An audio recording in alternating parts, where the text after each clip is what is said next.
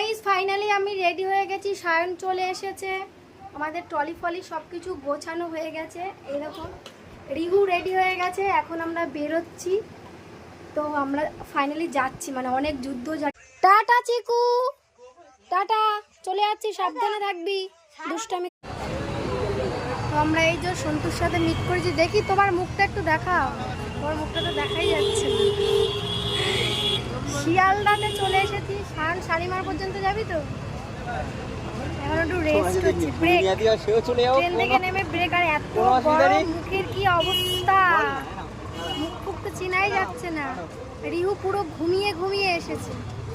দেখি বাবার মুখটা দেখি, ঘুমিয়ে ঘুমিয়ে এসছো।